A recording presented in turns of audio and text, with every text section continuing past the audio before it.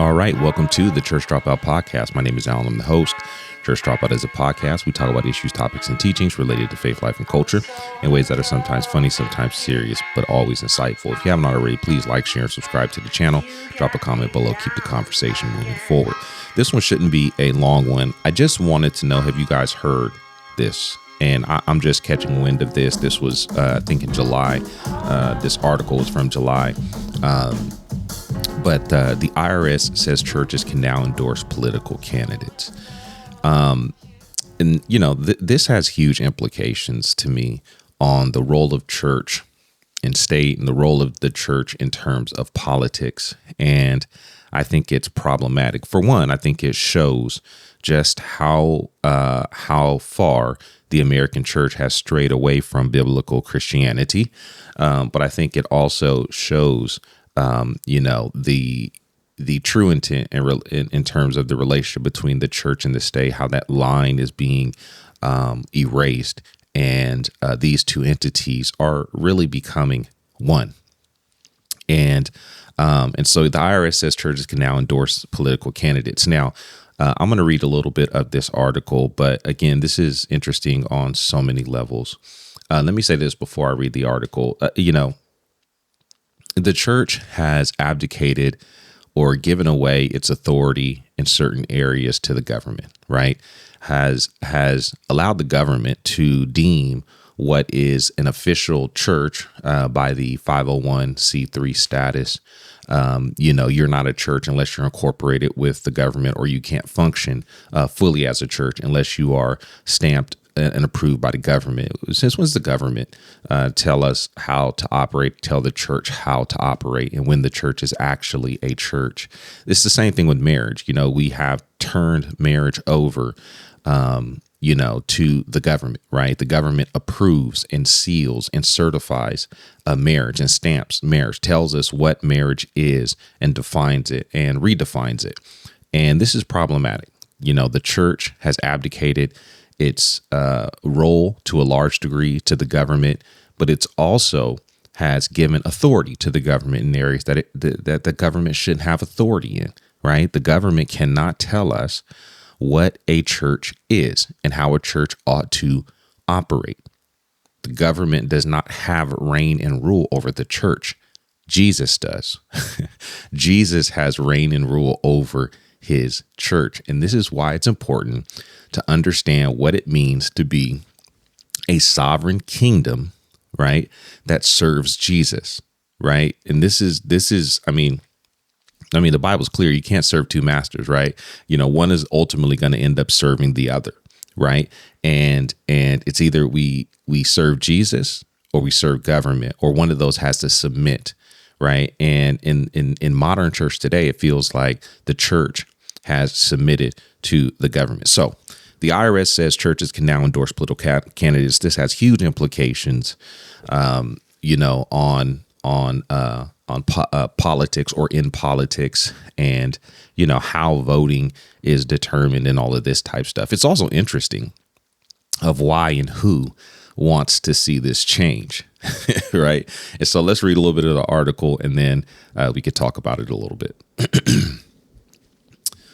In a break with decades of tradition, the Internal Revenue Service says it will allow houses of worship to endorse candidates for political office without losing their tax-exempt status.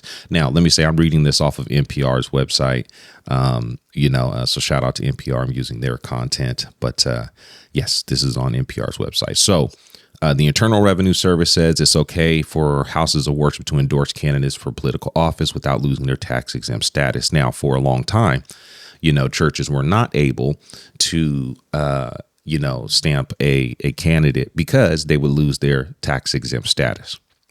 Now they're saying that that's okay. A surprise announcement came in a court document filed on Monday. Since 1954, a provision in the tax code called the Johnson Amendment says that churches and other nonprofit organizations could lose their tax-exempt status if they participate in or intervene in any political campaign on behalf of or in opposition to any candidate for public office, right? And so the church could not intervene in that, right? Could not endorse a candidate, right? The national religious broadcasters and several churches sued the IRS over the rule, arguing that it infringes on their First Amendment rights to freedom of speech and free exercise of religion. The IRS rarely enforced the rule. During President Trump's first term, he promised to get rid of and totally destroy the Johnson Amendment and allow our representatives of faith to speak freely without fear of retribution. Now, this is interesting that Trump is doing this, right? And it's, it's well known that Trump has had evangelicals in his pocket. I mean, to be honest, evangelicals were the ones who got him elected, right? And I'm not even going to go into whether or not Trump is a Christian, because if you believe that, then, anyway. But evangelicals have sold themselves out to the Republican Party and, and also, to the election of Trump. Right. And so Trump says, listen, we're going to abolish this. And why? Why is he saying this? Right. Because he knows that it secures votes. It gives him the opportunity to lobby churches for votes.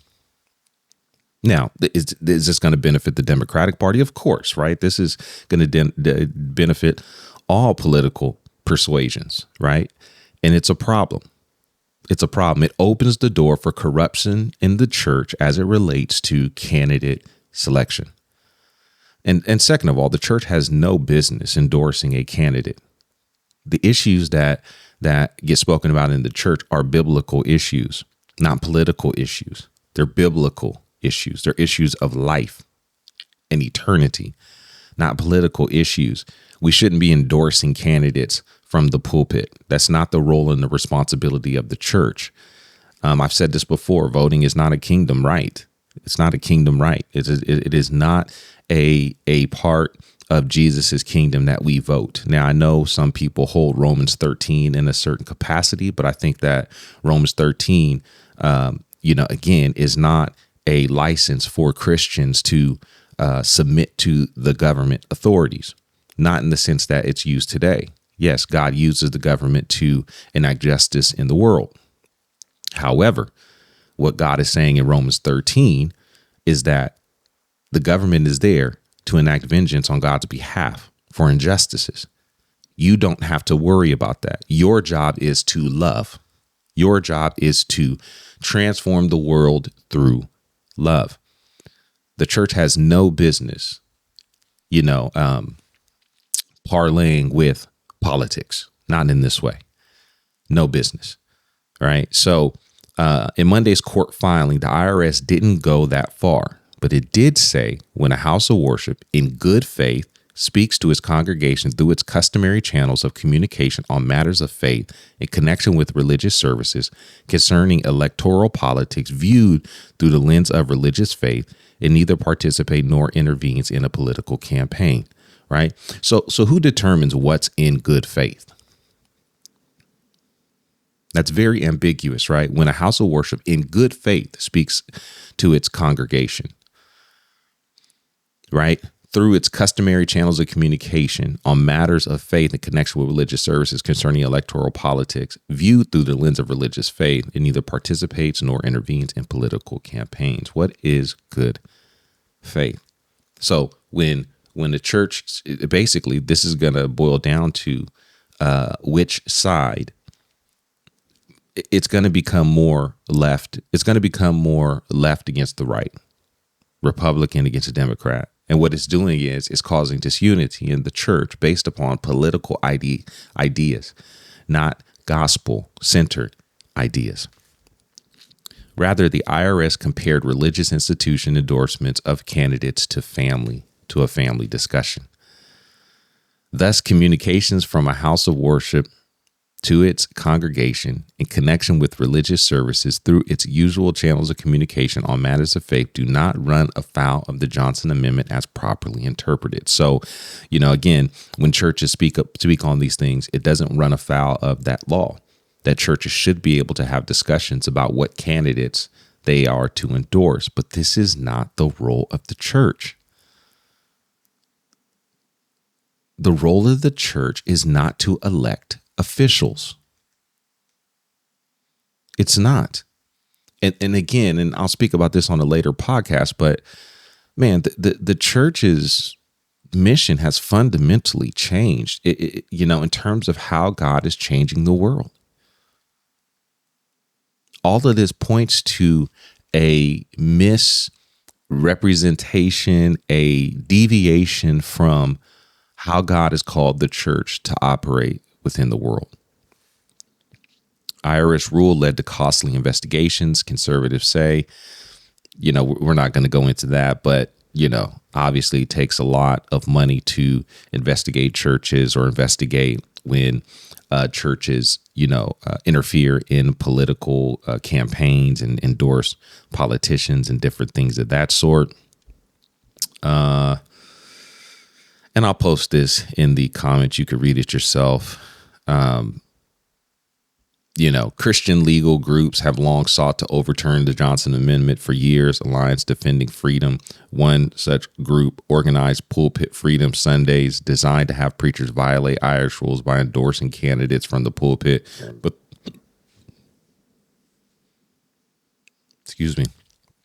those efforts were futile, and the ADF no longer runs Pulpit Sunday initiatives. So, I don't.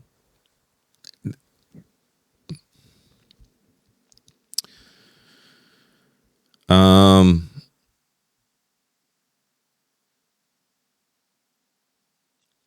just going to read this last paragraph and go from there. According to the analysis of 2023 polling provided to RNS by the Public Religious Research Institute, majority of all religious groups oppose allowing places of worship to endorse political candidates while retaining their tax exemption status.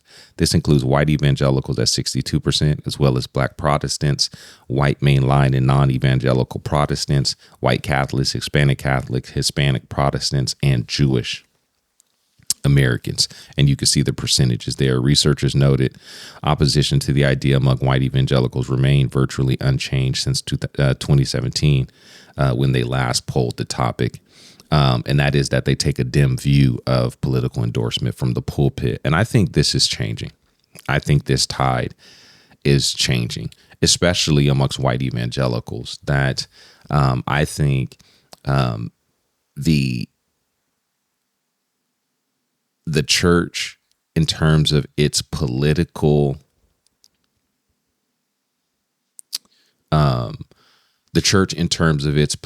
interaction and involvement, I think has increased, and I think it's changing. And I think these numbers, we will see a change, if not changed already. I mean, this is 2023, and I know, they say these things don't change. These things change gradually, but I would say that that's probably increased a whole lot. And this will be, a very, very interesting time when election time rolls around to see how this affects how preachers talk about politics from the pulpit and talk about candidates. There's no way the church should be endorsing a candidate. No way. In no way should a pastor be encouraging the congregation to vote in a very particular way. It is not the church's business to do that. The church's business is to preach the gospel. And yes, the church should talk about these issues that may be parallel with political issues. However, that is not instructional on how we ought to vote, right?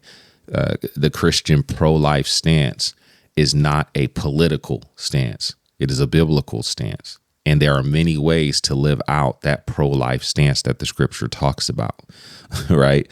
It is not encapsulated in one vote, right? The same with helping the poor, or the same with immigration and different things of that sort. The scripture is very clear in terms of its own law as it relates to how God desires Christians to interact in the world and to treat people, right? The scriptures are clear. Love your enemy, right? Love your neighbor, right? Self-sacrifice, love, nothing by violence. The scripture is clear.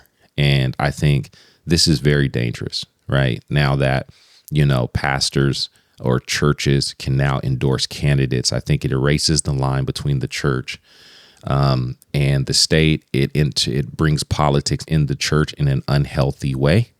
And I think it causes disunity amongst the body, right? So what happens when, as we've already seen, right, churches on the Democratic side, you saw churches that were endorsing Kamala Harris, and they were doing that wrongly. And then on the, white evangelical side, or you had churches that were endorsing Donald Trump, right? Black churches were endorsing Kamala Harris, which was totally unbiblical, and the same on the other side, right? And none of this had to do with the gospel. None of this had to do with Jesus, right? And so anyway, I would love to hear your thoughts on this. I think this is dangerous. Obviously, I think this is problematic. I think Christians should be concerned. The whole 501c C3 thing, 3C, whichever way it is a problem and needs to be abolished. I don't think the government has the right to place a stamp of approval on the church. But again, churches want that tax-free dollar. And so it's a give and take. But this is a very interesting time that we're living in. And if we're not careful, Christians will avoid living in the tension of the reality of how to be in the world and not of it, with conforming to the values of the culture. And so anyway, we'd love to hear your thoughts. Thanks for tuning in to Church Dropout. Please like, share, and subscribe to the channel. Drop a comment below. Keep the conversation moving forward.